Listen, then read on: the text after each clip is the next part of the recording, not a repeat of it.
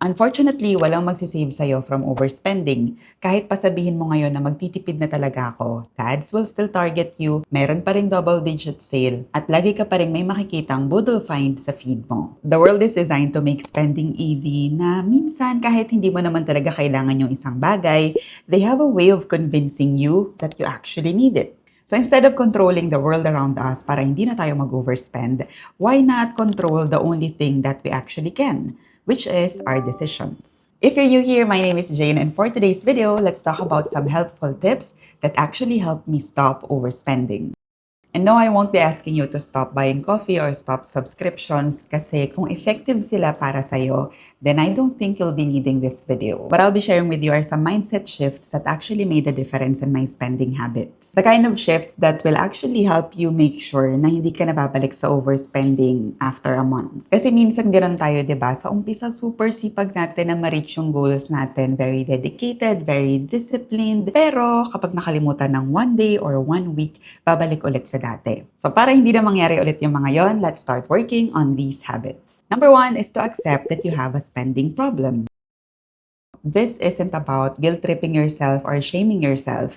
This is about being honest. Kasi if naisip mo lang ngayon na magsa-stop na ako mag-overspending kasi may na-check out na naman ako na wala sa plano. Tapos kinabukasan pag wala na yung guilt, uulitin mo lang yung habit na yun. Then magiging cycle lang siya. You can't fix a problem kasi that doesn't exist. So bago natin siya ayusin, dapat accept mo muna sa sarili mo na meron talaga tayong spending problem. Madalas kasi kapag may mga ganito tayong problema, ang sinisisi natin iba. For example, when it comes to your overspending, ang sinisisi mo yung mga shopping apps, yung system, yung influencers. And yes, they all contribute para mas madali for you na mag-spend. However, ikaw pa rin mismo yung magde-decide kung i-check out mo ba lahat ng nasa cart mo. So at the end of the day, it's still your decision. Kahit pa sabihin ng mga influencers or ng mga brands na to na from 999 piso na lang yung product nila, wala silang magagawa kung hindi mo i-check out yung item. Number 2 is to find your spending trigger.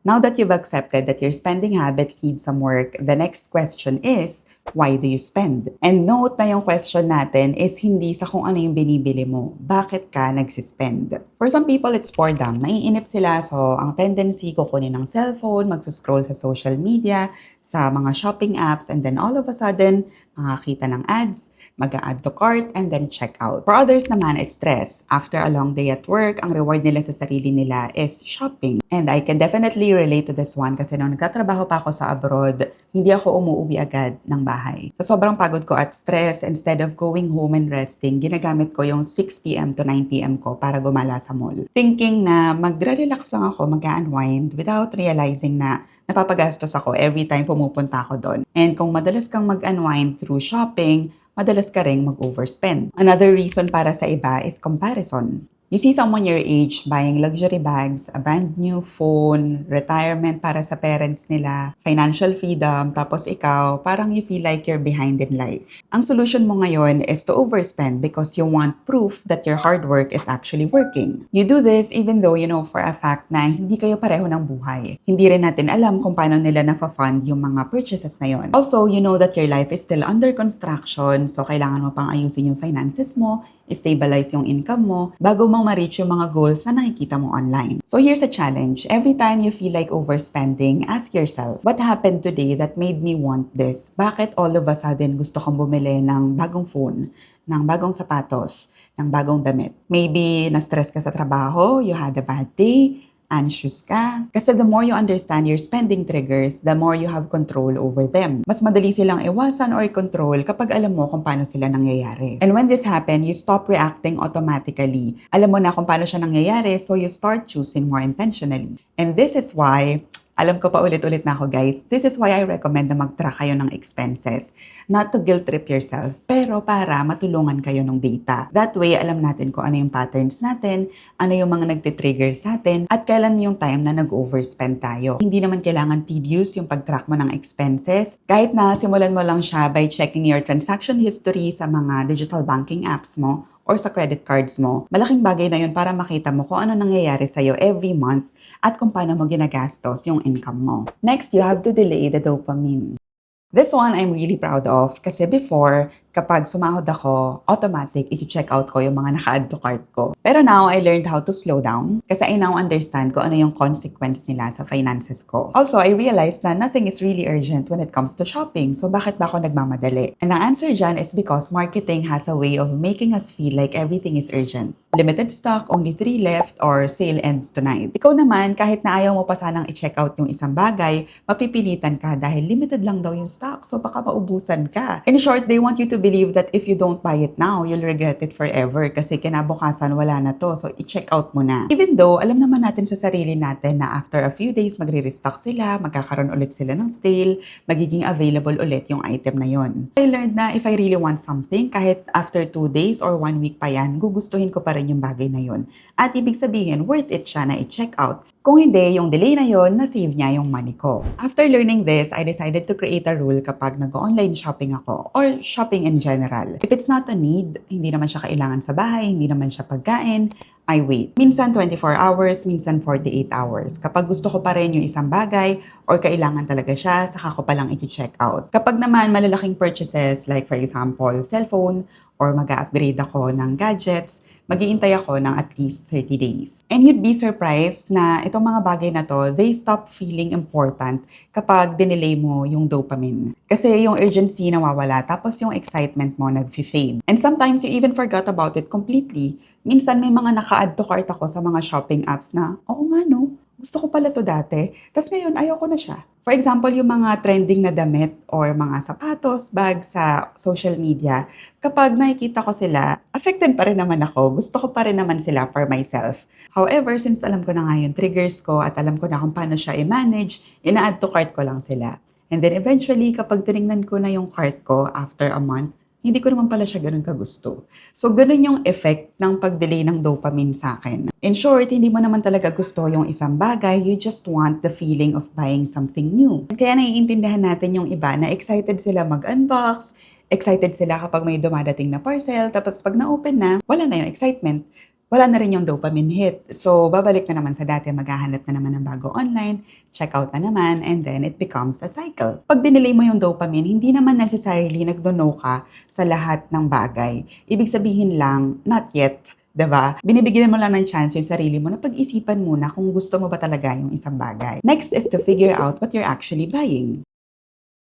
Minsan kasi ang binibili lang talaga natin is hindi yung actual na gamit, kundi yung feeling behind it. Minsan ang binibili natin convenience, confidence, validation, and minsan a little rush of excitement lang dun sa fact na nag-add to cart tayo or nag-check out. For example, meron kang favorite influencer na fina-follow, tapos meron siyang pinost na damit na nasa yellow basket, tapos sobrang confident niya while wearing it, ang ganda ng outfit, ang ganda ng pagkakadala niya, and you want to feel the same. You want to feel confident then, and gusto mong i-embody yung ganong vibe. So, you decided to add that item to your cart without realizing na hindi naman talaga yung damit yung gusto mo, kundi yung feeling lang ng confidence na nakikita mo dun sa influencer na yon. So whenever that happens, before checking out, ask yourself, what am I actually trying to feel right now? Ano ba yung gusto kong pakiramdam na makuha out of this purchase? Kasi minsan yung pakiramdam na yon, baka naman hindi talaga purchase yung solution sa kanya, di ba? Maybe you just needed to unwind, call a friend, or take a walk. Speaking of take a walk, next is to get a hobby. Kasi think about it, when you're idle, kapag wala kang ginagawa, bored ka, halimbawa na-stuck ka sa traffic or nagpapaantok ka, ang instinct mo is kunin yung cellphone mo at mag-doom scroll. Minsan nga hindi mo na siya iniisip, parang automatic na siyang nangyayari. You grab your phone, you browse online, you find something that you like, you check out. And kapag nag-check out tayo, they seem harmless kasi 200 pesos, 300 pesos lang naman.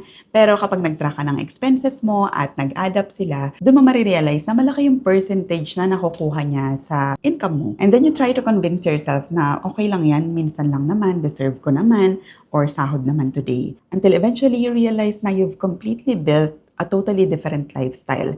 A more expensive lifestyle na mas mahirap, i-sustain. And ang mas malala doon, you didn't consciously choose this lifestyle. Pinresent lang siya sa'yo sa social media or nakita mo lang siya sa friend mo, tapos ikaw naman, i-adapt mo siya. Kasi binibili mo yung feeling nung ganong klaseng lifestyle. And that's actually how lifestyle inflation creeps in.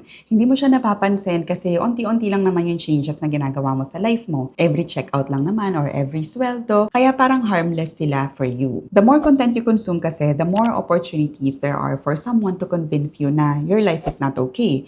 Kahit na meron ka naman talaga lahat ng kailangan mo. So for me, ang isa sa pinaka-best solution talaga para mag-stop na mag-overspend is to get a hobby. Use your idle time para makapag-create ka ng panibagong pagkakaabalahan. That's actually how I started with content creation. Instead of using my idle time para mag-consume ng content, why not mag-start ako na mag-create ng content? Mag-create ng something new for myself. So think about it. What can you do instead of doom scrolling? You can read a book, you can learn how to cook, you can go for a walk, do something that lets you create instead of constantly consume. Kasi when you immerse yourself into something that you actually like doing, makakalimutan mo na yung need mo for dopamine hit kasi nakukuha mo na siya dun sa activities na ginagawa mo. So instead of adding to cart, you now have a new hobby, hindi ka na triggered para bumili or mag-overspend. Next is to make overspending inconvenient. People always talk about discipline, pero minsan kasi 'di ba, yung discipline natin nagwe-waver talaga 'yan. Minsan hindi natin siya maasahan para mag-workout, minsan naman hindi natin siya maasahan para mag-save. Kaya I also believe na instead of just relying on discipline, dapat din yung environment mo designed para ma-reach mo yung goals mo. Kasi for me, yes, discipline is important. Malaking tulong 'yan para ma-reach mo yung mga financial goals mo. Pero it helps kapag yung environment mo designed na siya to push you to do better. So if the world around you is designed to make overspending so easy, try to make it harder. Uno, reverse mo sila in a sense na pahirapan mo yung sarili mo sa pag-overspend. Ang pinaka-effective for me is uninstalling shopping apps. Minsan kapag kailangan talagang bumili, saka ko lang sila i-install ulit. Next is to delete payment methods. Hindi ako nagsisave na mga credit card details sa mga shopping apps kasi twofold yung benefit nila sa akin. Una, for security kasi in case merong ibang maka-access ng phone ko, wag naman sana, hindi nila kagad ma-check out yung mga bagay-bagay sa shopping apps kasi wala siyang payment methods.